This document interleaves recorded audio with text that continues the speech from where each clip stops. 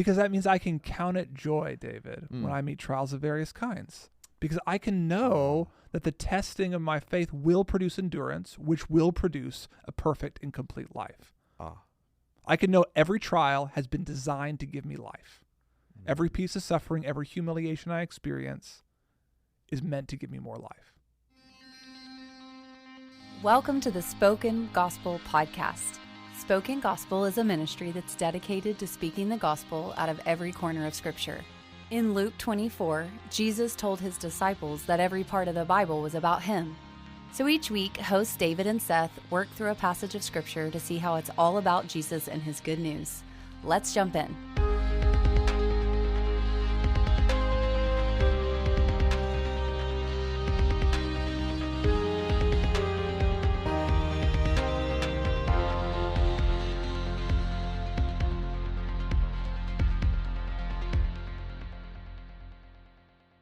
Well, welcome everyone to the Spoken Gospel Podcast. Thank you so much for joining us. Seth, are you as excited about an adventuresome etymology as I am?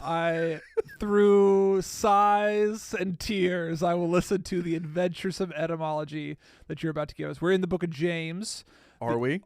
The overview of the book of James in our English Bibles. However, the Hebrew name, the Greek name, the Latin name is not James. It is the book of Jacob. It's Jacob. His name is Jacob. And then somehow we call him James. Yeah, I don't really want to go through the you adventuresome don't? etymology. You don't? I thought you really I just did. wanted to let everyone know that his name is not James. It's Jacob. It's Jacob. It got translated from Greek to Latin, and then there was a spelling change in Latin that then got picked up in French and German that finally introduced an M into the mix. And then we got to James. We got to James. His name is not James. It's Jacob. It's Jacob, the father of Israel. the father of Israel. It's Okay. the book of James, the book of Jacob. Yeah. It is probably the most egregious That is spelling, pronunciation intense. change that I'm aware of in the Bible names. Yeah.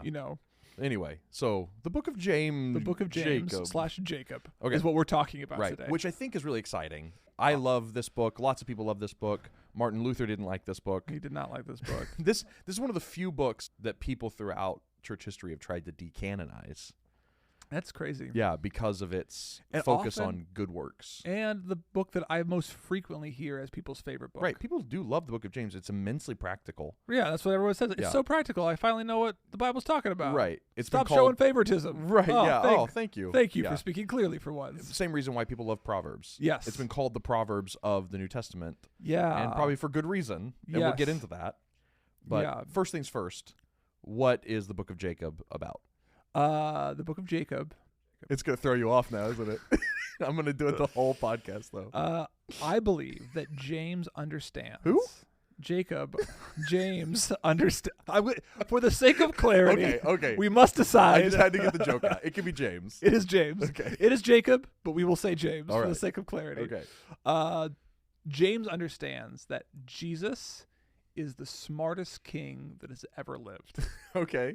I don't think that was anybody was expecting. No. So bear with me for a second. I think James believes that Jesus is the smartest king that's ever lived. And the book of James is inviting us to consider what it means to be a model citizen in King Jesus's kingdom. Okay. I like that. I think that's one way to frame what's happening in the book of James. Let me prove it to you for a second. Do it.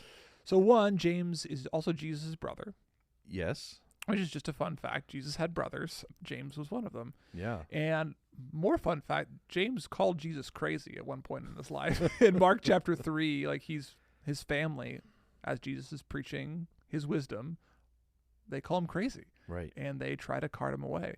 So I think it's really fascinating that he's now venerating his brother as one of the wisest men in world history, which is really fascinating. But the reason why I say that James understands Jesus to be the smartest king that's ever lived is because what James does really masterfully throughout his whole book is blend the book of Proverbs and the Sermon on the Mount on top of each other in really interesting and unique ways. He takes the Hebrew Bible in the style of the book of Proverbs, this kingly wisdom, and mixes it with what Jesus said throughout his life, particularly on the Sermon on the Mount. Whoa. So that's like, well, how does that get us to king? Okay. How does that get us to smartest king? So what is the book of Proverbs? It's the instruction of literally the wisest earthly king to his son. Yeah, the book of Proverbs was written by Solomon, the wisest king on earth, to his son. Yeah. Contains the wisdom of the wisest king. And I think it was also him trying to apply Torah, the law's instruction, to his son in a boots-on-the-ground way. Yeah. This is what the law looks like lived out. Yes. Okay. Particularly as he takes the throne. Kingdom. Yeah. And then what does Jesus do on the Sermon on the Mount? It is his manifesto to his new kingdom. Right. He's acting like a king of a new kingdom, giving his manifesto of what it looks like for the meek to inherit the earth. Right. He's applying Torah. He's applying Torah as the new king to a new people. Yes. Yeah. And so the fact that James is just mixing these two spaces in Scripture should just populate your mind with like, okay, wisdom's on the line, kingship's on the line, kingdoms are on the line, a list of laws is on the line, rules to rule a nation are on the line. I think that's why I wanted to start there, because if we don't get that James is pulling on wisdom tradition and like Jewish legal tradition, we're not really going to understand some of the internal motivations James is bringing throughout his book. Okay. That's pretty cool. Yeah. Okay, then help me position myself and everyone listening into like, how should we approach this book? Because I think when we talked about Proverbs, I remember us talking about, can we kind of pretend to be sons of the king for a second? And okay, let me receive the royal wisdom of my dad. And that was like a really fun exercise. Yes. And here there's a lot of commandments. There's a lot of stuff that, we hear. And I've heard people either leave James feeling like they really want to go gung-ho and they know what they're doing. I've also felt people like read James feeling like, I'll never be able to live up to this book. Yeah. So like, how do I enter into this book with all of that Proverbs, Sermon on the Mount, King, Jewish law stuff going on? I think one way to enter into the book of James is as a citizen of a kingdom rather than as an individual trying to please somebody. Because I think if I'm going to become a citizen of a new country, I'm like, I know I'm entering into a culture that's different from my own. It has a set of values that I'm not familiar with, but I'm willing to learn.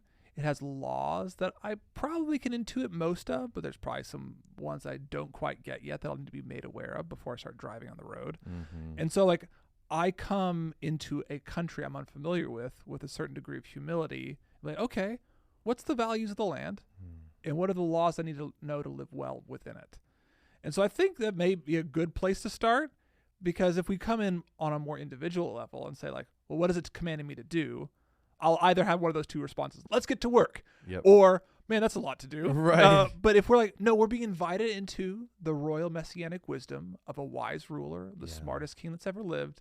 And he's like, this is how we should operate in the kingdom of God. Great. I love that. That's very helpful.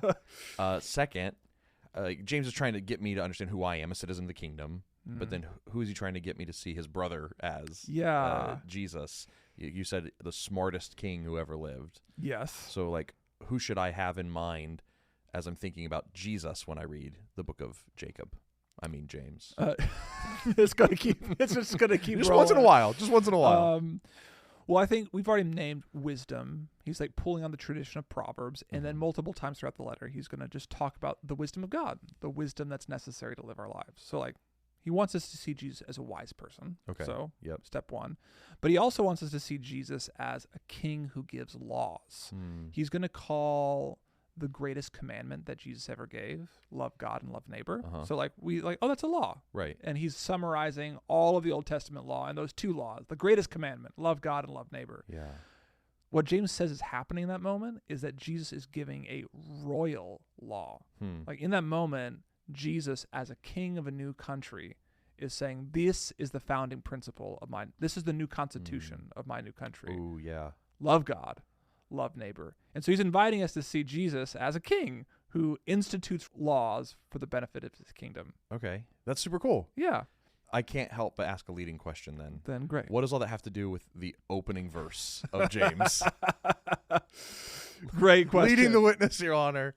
Verse 1? Yeah, verse 1. So James, a servant of God and of the Lord Jesus Christ, to the 12 tribes in the dispersion, greeting. Yeah. It's a very unique addressee. Yes. For the New Testament letters. The Greek to the 12 tribes in the dispersion. Yes. What's going on there? Well, first thing, notice that he doesn't call himself Jesus' brother. He Right. calls himself Jesus' slave, which Yeah. what a humble position for a brother to take. But secondly, to the 12 tribes in the dispersion. So in the dispersion is a reference backwards in Israel's history when the 12 tribes of Israel were scattered among the lands that Babylon had conquered. So it's like exile. Exile. Babylon came in, burned down the temple, exiled a whole bunch of people back to their city or spread them throughout their conquered lands. So, which is weird because that was a long time ago, James. That's not still happening, is it? But in one sense it is. Jews have been scattered around the world since that point in time. And so in a sense, the 12 tribes of Israel that are scattered throughout the world, the Messiah is still speaking to you. I haven't used that word yet, Messiah. But the royal king, the king who will save the world, throughout Jewish literature, is called the Messiah. The Messiah, the anointed one, which every king was a Messiah. Yeah, Solomon it just was mean called to a Messiah. be anointed, which was the way you became king was through anointing. God's prophet would anoint you. Christ just means Messiah. So he's saying to the 12 tribes, you still have a Messiah, even though you're spread out among all the nations. Oh, that's interesting. Because it's not like the Queen of England has dominion in America, even if there's an English citizen living here. Yep. It's not like that queen can lay claim over this land. No, but that queen probably has a special place in that Englishman's heart. Yes. Right? And so if the queen says something to you, the English people scatter throughout the world. That means something. If the Messiah is speaking, if the queen is speaking, all good citizens of that kingdom want to listen. And so I think it's interesting. James is speaking to the people of God historically, who have been scattered throughout the world, who expected a Messiah to bring them back in. Right. And he's saying, the Messiah is still speaking. Yeah. I'm writing to you. I mean, that's pretty countercultural for a Jew to say, because they would, like you said, would have expected the Messiah, especially the smartest Messiah who ever lived, would have brought them home. Yep. But he's saying, I've got wisdom for you in exile. Yeah. All right. And the other thing that's interesting about this, too, is that James is writing this not just to a Jewish audience that happens to be dispersed among the nations of the world by accident of history. That's one layer of meaning. Oh, okay, yeah. But the other is this is a reference to the 12 apostles who have been sent out into the world to preach the gospel. Why? Because the people of God is no longer just ethnic Jews that have been dispersed in the exile, but all people that have trusted the Messiah, Jesus. All people are part of the kingdom of God now if they trust in Jesus, if they submit to King Jesus, if they follow the Messiah. Okay. So I think I understand now Yeah. who I am when I'm reading James, who James sees Jesus is whenever he wrote James, and who he sent this letter to. Yeah. Okay. So now tell me about the book. What do you think? Yeah, What are you excited about in this book? Well, if we're talking about Solomonic, kingly, proverbial wisdom, As we often are. we often do. I mean, most people know how the book of Proverbs begins. What is the wisdom of God? Oh, fear God. Yeah. What is the beginning of wisdom? Fear God. Yeah. And keep his commands. Right. That's the beginning of wisdom. Okay. So James is going to play with that? Well, I would have expected him to play with that. Right. But he doesn't. He says, "Count it all joy, my brothers, when you meet trials of various kinds. Because know that the testing of your faith produces steadfastness or endurance, and let endurance have its full effect, that you may be perfect or complete, lacking in nothing." James is communicating the wisdom of the new Messiah begins with the inevitability of suffering and the hope that it produces completeness or wholeness in the people that follow it. Right. And then he finally talks about wisdom. And then he says, and if anybody lacks wisdom, let him ask God. So, and I think what he's doing there is saying, if you are lacking that wisdom that I just said, ask God and he'll make it clear to you what I mean. Oh, like that you have to go through sufferings and trials of many kinds so that you will be whole and to be complete. Wow. Okay. And so, I mean, what he's doing there is he's pulling on the wisdom of the Messiah, Jesus. I think that's what he's doing. Yeah. So what's the wisdom of the Messiah, Jesus? It's that he died and then resurrected again. He went through a trial of various kinds, and then he was resurrected from the dead, and he's more whole and complete and perfect than he was when he walked the earth. Right. The wisdom of the Messiah is that death comes first, and then wholeness and completeness comes afterwards. So if we lack wisdom, we ask God for it, as James says, and he generously gives it to us. How? By showing us how to follow in the pathway of Jesus. To suffer, die, and endure and be raised. And so he says, ask wisdom wholeheartedly. What's all over the book of Proverbs? Seek out wisdom with your whole heart. Count it as a costly jewel. Count it as something precious to behold. Spend everything you have to get wisdom. And then James is saying here, like, we know what the pearl is now. We know what the treasure is. It's that Christ was crucified. The wisdom of the world is that death comes before life and wholeness. That's crazy. So what's interesting here is that a lot of people not only give James a hard time because it's very like work-centered, but also because Jesus doesn't get a ton of screen time. He does not. But what you're saying is actually James opens his letter by saying, I'm a slave of Jesus, and Jesus is speaking to the 12 tribes as their king all around the world, and here's the wisdom that the world's been waiting on. It's the gospel. Count it all joy, my brothers, when you suffer trials of various kinds, because it will produce endurance, which leads to wholeness and perfection. That's pretty cool. Which is the story of Jesus. He suffered trials of various kinds, endured through them, and he now lives whole and complete, ruling over the world from heaven. So why is that good news for us? Keep reading. Oh, okay. Verse 9. I asked too soon. You asked too soon, David. How foolish. This is the book of wisdom.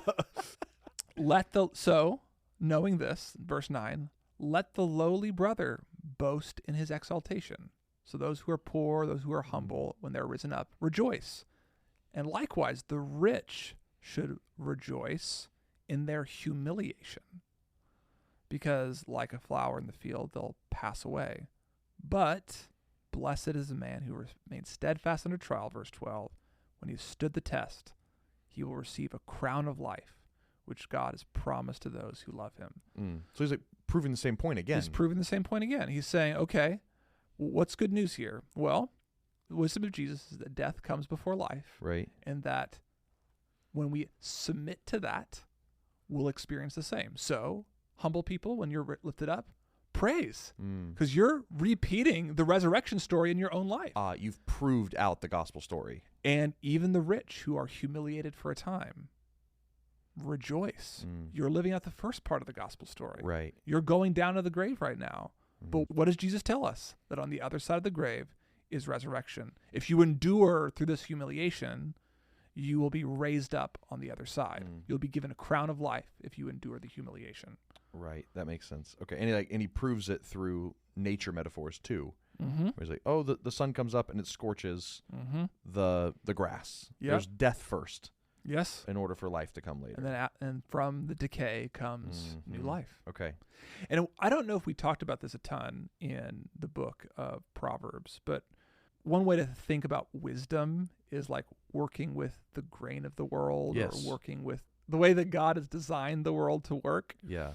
And we wondered for a while, if resurrection is hidden in nature. Yeah. And if the grain of the world is actually death and resurrection. Yes. And I think that is part of the point, maybe not here directly, but tangentially, because Paul will say that resurrection is proved that when a seed dies in the ground and a tree is born from it. Right. The seasons prove resurrection is true. Yeah, after the death of winter comes springtime, when a star goes supernova, it implodes, and stars die in two different ways, and both ways creates more life.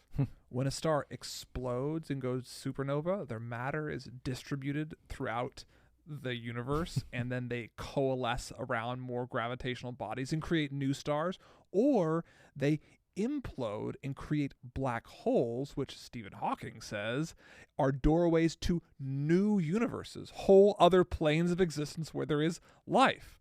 The whole world exists along the lines of death and resurrection. Right. And Jesus on the cross was showing us how the world actually works. Yes. And his resurrection proves that he was the wisest person because he knew how the world actually works counter to everyone else. Yes, if you die in humility, in humiliation, God will raise you up. That's cool. So rejoice. Right, because you're living with the grain of the universe. Or as we said another time, God made the world like an operating system. Yes. And whenever you're coding right and everything's going good, there's no viruses, it's whenever you're following death, then resurrection.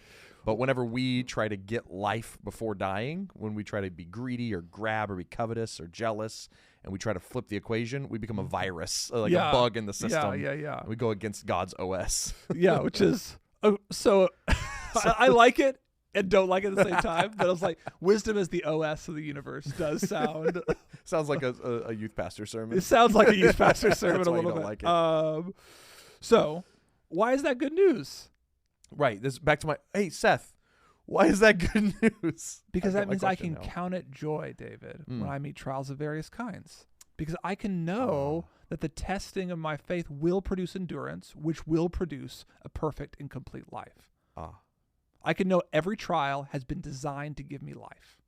Every piece of suffering, every humiliation I experience is meant to give me more life. It's doing something different there to me, because normally I would say, oh, okay, there's no wasted suffering. Like suffering is always going to accomplish something. It's going to teach me something. It's going to mature me. It's going to do something, bear fruit in my life. Yep. But you're saying something more there with the wisdom of death and resurrection being the OS of the universe. You're saying that actually all suffering is Jesus's body going into the grave before bursting forth into life. That's not only just character or maturation, although those are definitely part of the equation. Yeah. But that every time you suffer, you're actually just getting closer to resurrection life. Yeah, I think that so that word perfection or completeness, it can mean maturity, it can mean integration, wholeness, like no longer divided. Yeah, like which is really good news. Which is all really good news. And so there is no wasted suffering. Really good news. Right. But what you're saying something more specific, which is that suffering brings us closer to resurrection? Yeah, I think because the only other way I've thought about it is when we suffer, when we face trials, it usually kills something in us. It takes something away that was keeping us unintegrated or incomplete. Yeah. I had greed in me or something, and that bit of suffering took my greed away, and now I'm a more integrated person. It was a death that now took away something that left something good. I see. But what we're saying here is, but all those little deaths are filling up a grave that's going to inevitably burst forth into new life. Yeah. And it's more complete. It's not just that suffering is the stripping away. Yeah. But it's also the promise and the assurance that very soon life is coming. It's the weird logic of a seed. A seed is tiny. It's tiny, but it suffers in the ground. Yeah. But out of it grows a giant tree. That's not just suffering's not wasted. Right. That's suffering produces fruit. Right. A tree is coming. A tree is coming. Yeah. And so I think that's what's on the line here. And that I don't have to just do mental gymnastics to try to believe that, because I can just look to the death and resurrection of Jesus. Right. It actually happened. Yeah. It's going to happen for us. But there's a problem. Oh, no. That wisdom is hard to accept. And verse 13 kind of lets us in on a common objection to this view of the wisdom of God. Okay. And really God's control of suffering in this way, or God's ordaining of death to lead to life. He says, let no one say when he's tempted, I am being tempted by God, because God cannot be tempted with evil, and he himself tempts no one. I think the easiest way to say this is when we start to suffer, it's probably the time that we're most likely to sin. When we're humiliated, when we're demoted, when we are corrected. Yep. Or when tragedy comes. That's the moment we're most likely to start blaming God for our suffering. Right. You did this to me, and now my life is a living hell. And you've done this to me to make me die. You've done this to me to punish me. You've done this to me to show me that I don't care if you're trying to bring good out of it.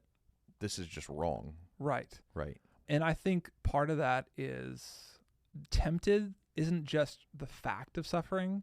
It's like what happens after. Like we're tempted to do something. So we experience suffering, and then we're tempted to do something else.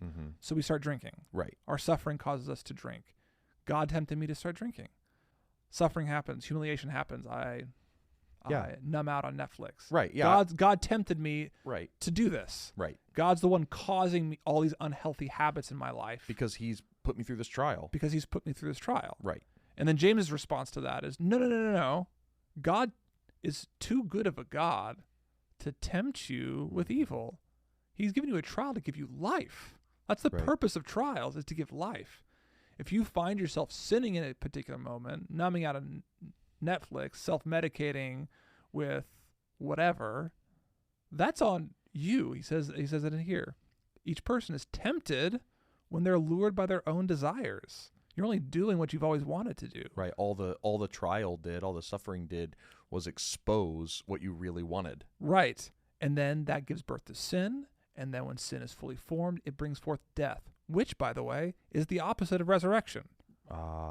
You're going on a path to death, but like the purpose of trust is bringing you to life. Right. So what do? Don't be deceived. Every good gift comes from God, including our trials. Why?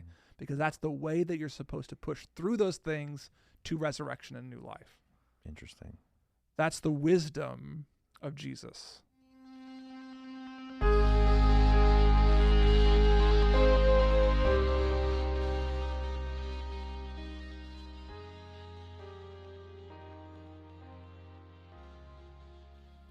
Okay, so we've talked about Jesus as the wise king who, before time began, built the whole world with wisdom that mirrored who he is. He is a God who would die first and then bring life. And so he built a whole universe that would tell the gospel story. Yep. He made it so that seeds had to die before they would grow into big plants because he knew that he would die and then grow into his glorified body. He built the whole world on his wisdom of death and resurrection to mirror his personality. Yep. And so that's where James has us so far, right? That's where James has us so far. Okay, so what's next? And so what we need to do is we need to accept our own little deaths. We need to accept our humiliations, our poverties, and our sufferings as a way to grow the way and be resurrected, made complete the way that God intends us to be. But then he says, what happens when we fail to do this? So if we fail to go with the grain of the universe, if we fail to go alongside the story of death and resurrection, what happens? And he says, well, you'll be proven fools, which is like appropriate. We're talking about wisdom. You'll get a splinter. If you go against the grain. And the way that he sets this up is by being a doer of the word and not a hearer only. Okay. In context, don't just hear about the death and resurrection of Jesus and celebrate it as good news. Live out the story of death and resurrection in your own life. Right. You're like, yeah, I believe in Jesus. He died and rose, but every time I suffer, I run the other way and medicate. Yes. Okay. That's how you get a splinter. That's how you get a splinter. And he says what that's like is people who see their face in the mirror and then immediately forget what they look like. You see your Savior who died and rose, but immediately forget that's what you're called to do as well. That's foolishness. That is foolishness. That's dumb. Yeah. Nobody forgets what they look like after they walk away, but somehow we do. Yeah. We look at our Savior who died and rose and said somehow we don't have to do that too. You're right. That's not okay. wise. Yep. So there's a law that is coming. Yep. We can't just see Jesus and know what he's like. That then changes the way we live and things we do. But one who looks into the perfect law, the law of liberty, and perseveres, not being a hearer who forgets, but a doer who acts, he will be blessed in his doing. He's introduced the idea of the law for the first time here, but he's blending it with this wisdom metaphor as well. So, okay, you don't want to be a foolish person who looks into the mirror of Jesus' death and resurrection and then assume that doesn't apply to you.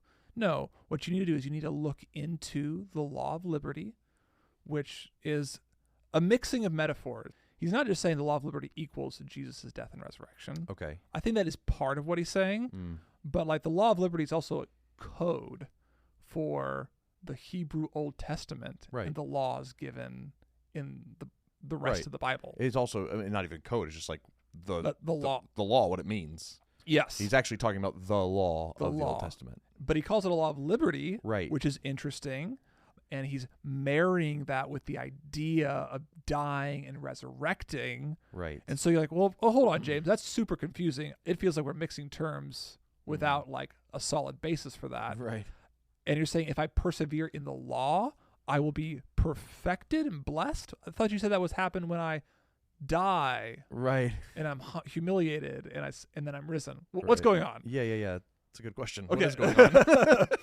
So what I think is going on is James is assuming a whole bunch about his audience, about the way the Hebrew law works. Okay. Probably a safe bet. Probably a safe bet. They're the Jews and the dispersion. Yeah. So remember, the law of God was given to God's people after they were freed from slavery in Egypt. Right. They were liberated from slaves in Egypt. God brought them to Mount Sinai, and then only after they were saved, only after they were freed, did they ever get a law. So like from its genesis, not to be confused with the book, from its beginning, it has always been a law given to those who have been liberated. It's always been a law of liberation. And so what the law did in Israel's history was it marked an end to an era of bondage. Slavery. And marked the beginning of an era of freedom. Liberty. So what does the law do? It teaches God's people how to be free. In one sense, you're no longer slaves. Yeah. So now what do you do? Now, how do you live? You only know how to be a slave. Right. And what's interesting is that we all intuit without thinking about the idea that laws equal freedom. Right. America's the land of the free. Does that mean that it's a land without laws? No. The laws of America enable us to have freedom. We know that that's part of the way laws function. It can preserve freedom if used well. Yeah. And so what he's saying here, I think, is historically, on one level, there was a salvation moment. You were freed from slavery and then were given laws to commemorate that moment of freedom and persevere in that freedom. Oh, right. Because they could easily go back to a life of slavery. Even if they weren't put in handcuffs again and whipped by Egyptians, they could still go back to living like slaves. And so the law was given to them. What you're saying is the law was given to them to help them stay free now that they've been freed. Okay. And then we have a similar thing happening in the book of James. We have been given a new salvation event. Jesus' death and resurrection. Right. And after Jesus' death and resurrection, he has given us a law. Don't just hear my law. Do what I've commanded. And that will be how you remain free, maximally free, in my wise kingdom. Right. I've shown you that when you die, like I have, you'll be raised to life, free from the bondage of death. But how do you, even now, as you're walking into the grave, remain free and stay free? It's obey my commands. Otherwise, you're turning away from the mirror of my cross and forgetting what I look like. Yeah. Okay. I think I follow that. Yep. And then think about what's the analog for slavery here. We had actual Egyptian slave masters who were controlling them, controlling their workday, controlling every moment about them, but they were freed from that, given a new set of laws. Here's your workday. Here's your work week now has a day of rest built into it. They were now free to rest. Total innovation for the people of Israel at that time. Similarly, though, what have we already been told traps us and enslaves us in the book of James? Our passions. Our desires, our wrong desires, and they lead us to sin, and then sin leads us to death. Our wrong desires enslave us, according to James, in the same way that Pharaoh enslaved Israel. And if we want to live as free citizens of a new kingdom, we need to be liberated from those desires. And the way that you're liberated from those desires is by following the laws of a new kingdom. Okay. There we go. That's helpful. That's really good. Okay. So that's a huge, entryway into a law. Because now I'm just like, okay, so what is the law that I follow that helps me be liberated from my wicked desires to then endure in suffering and have life on the other end? Tell me what to do, Jesus. Yeah, he tells us.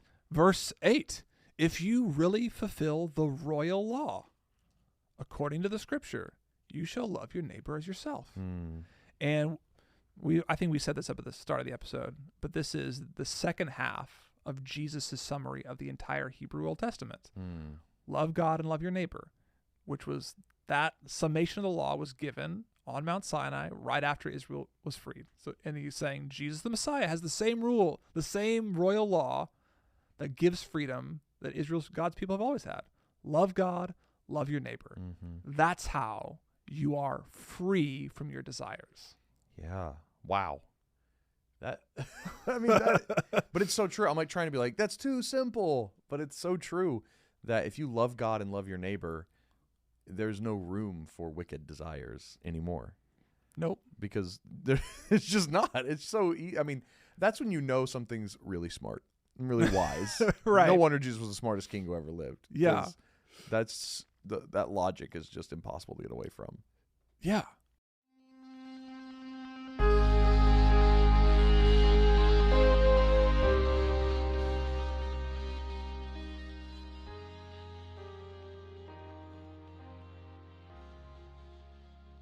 Okay, we have talked a lot about wisdom and the nature of the law, and none of those are the reasons people most like the book of James.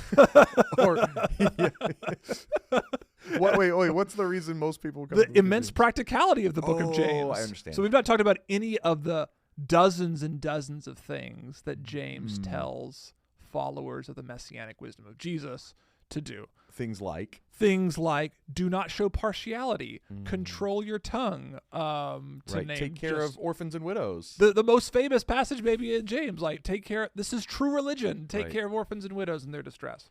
So we've not talked about any of that. Okay. What should we say about that? What we should say about that is that all of the commands derive from these twin points. The wisdom of God and the laws of the Messianic kingdom inform everything that James commands his people to do.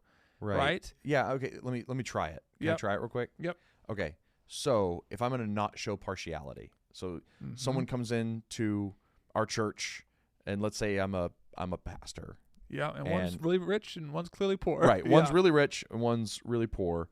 And James would tell me not to show partiality to the rich person, but to give the poor person a seat of honor, right? Or is it to treat them equally? To treat them equally, right? Treat them equally. Okay, because what I'm doing there, I'm gonna try to work through our paradigms here. Yeah. Because in doing that, I have a sinful desire, right? I have a sinful desire to use that person's wealth that enters into my church for my own gain, to grow my church, to buy a new projector or whatever, Yep. I've got evil desires and plans for that person. And conversely, I might have evil desires to shun the poor person because, they're going to make me look bad. Was this a poor person's church? Yep. Or to elevate the poor person to prove what a great person you are. Oh, right. Or to do what I mistakenly thought James was saying by elevating a poor person. Because look how good I am. So I've got all these wicked desires that need to be conquered, or else I'm going to have a bunch of sin that's going to lead to death instead of life. Yep. Okay. So if I follow the messianic wisdom of King Jesus and say, I'm going to love my neighbor and love God in this moment, then I'm going to treat them equally. I'm going to show no partiality because that's what God has taught me in his Torah, that God shows no partiality. Yeah. And I'm just going to treat them as people. Yeah. And I'm not going to be able to fill either of my wicked desires. And that's going to be like a little death to me because I'm going to have died to something. Yeah. But through doing that, I'm going to endure and be changed. And Jesus is going to bear new life in me through that little death that I was going to try to shortcut by buying something new for the church or showing off how pious I was with elevating the poor person. Yes. I get to do it Jesus' way and go with the grain of the universe. Yes. Okay. I think we can say a little bit more simply. Chapter 2, verse 5. When you do that, when you show partiality, has not God chosen those who are poor in the world to be rich in faith and heirs of the kingdom, which he has promised to those who love him? He's like, what's the gospel? That it's the poor who are elevated. Right. And so by seating the poor in a position of putting them on the floor, you place them beneath the dignity that Jesus Christ has. You're not enacting the gospel in that You're moment. not enacting the gospel. The wisdom of the universe is that the poor are elevated and the proud get brought down. I understand. And yet by elevating the rich person and putting the poor person on the floor, you've reversed the wisdom of the universe. Right. The Same reason why we take care of orphans and widows. Yes. Is because we enact the gospel that God takes the dead in the world and brings them to life. Yes. Okay. That's exactly right. So you're against the grain of the universe. You're against the death and resurrection of Jesus. You're against the logic of resurrection. And then the rest of the chapter 8 through 13. Verses 8 through 13. Verses 8 through 13, he goes all in on how showing favoritism is breaking the law. And he'll mention murder, like an actual crime. Right. And he's saying, you're breaking the kingdom of God's laws when you show favoritism. Well, how's that as bad as murder? He's not saying that they're just as bad, but either one is a rejection of the royal law to love your neighbor.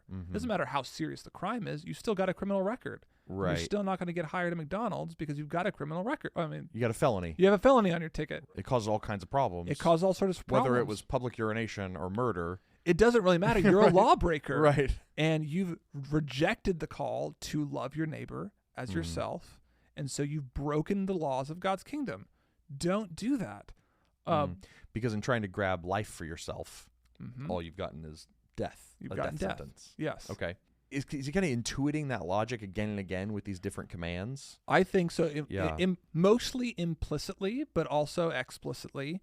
The way that he talks about it through the rest of the book is not so much as trying to parse out the ways in which taming the tongue is like a mini death that leads to resurrection. That's not really what he does. Rather, what he's saying is, don't just hear the word of God, act on it. Live consistently with the laws of love your neighbor. Live consistently with the logic of death and resurrection. Don't just have faith in those things. Have a faith that's not alone.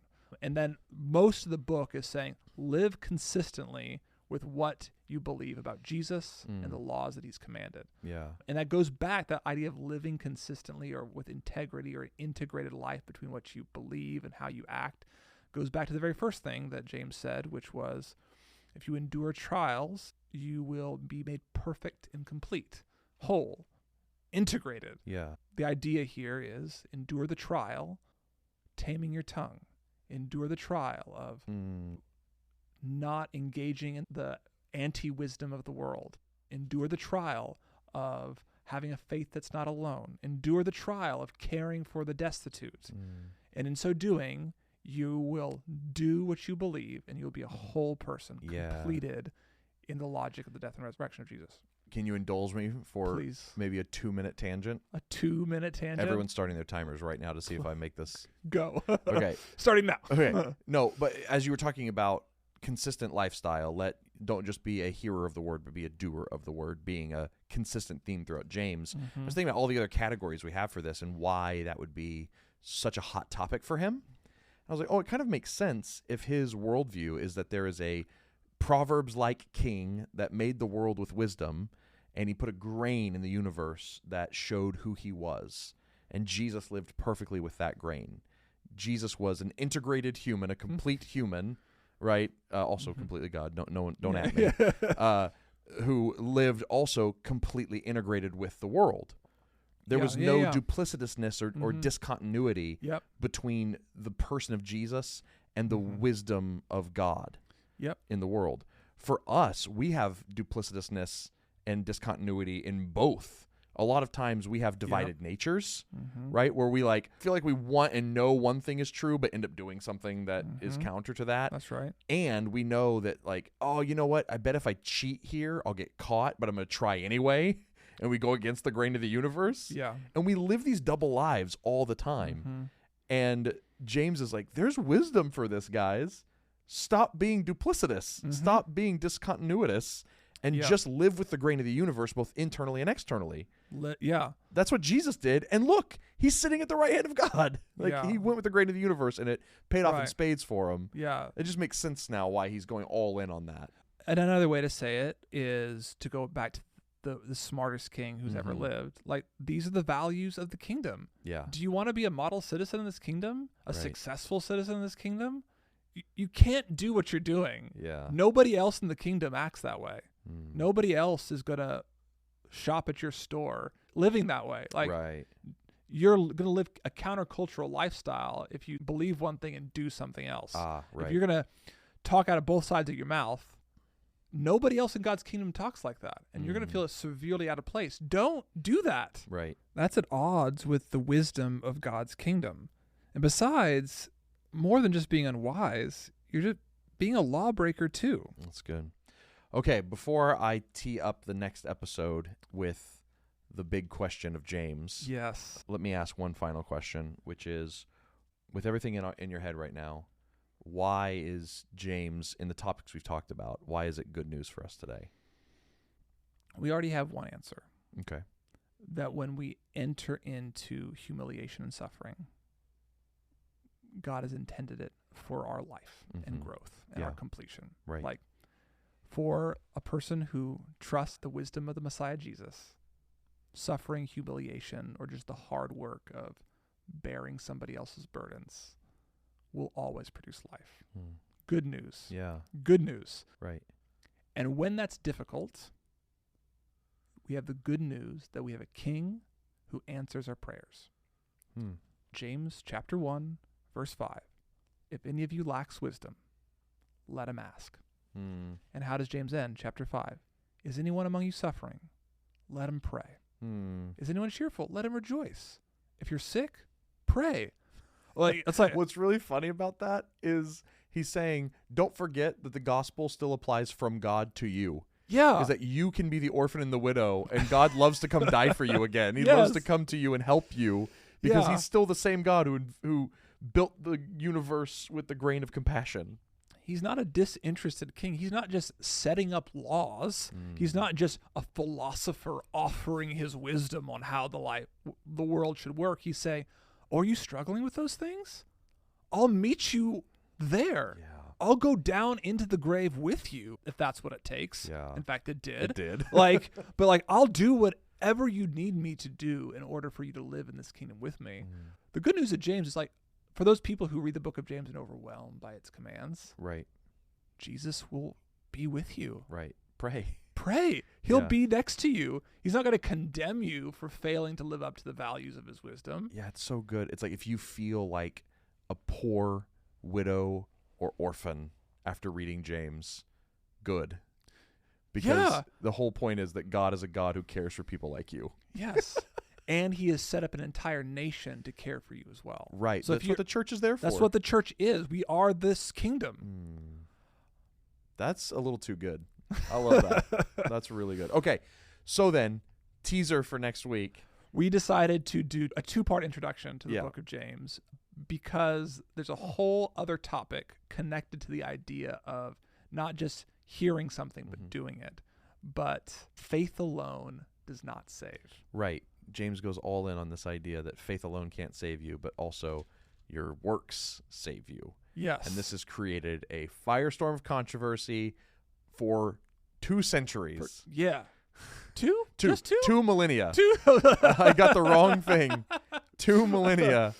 I mean, like I said earlier in this episode, this book people have tried to decanonize it.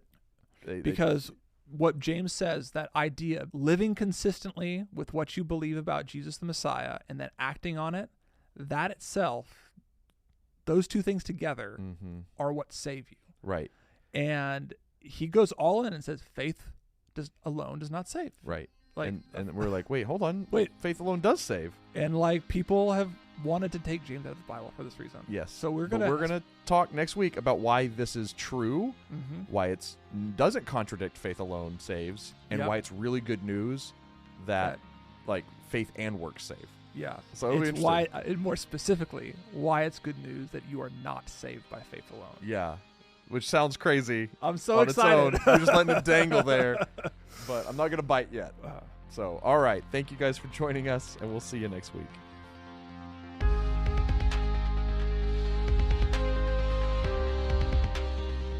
Thank you for listening to the Spoken Gospel Podcast. Spoken Gospel creates short films, devotionals, and podcasts like this one. Everything we make is free because of generous supporters like you. To see our resources, visit spokengospel.com or subscribe to our YouTube channel. Thanks for listening. See you next week.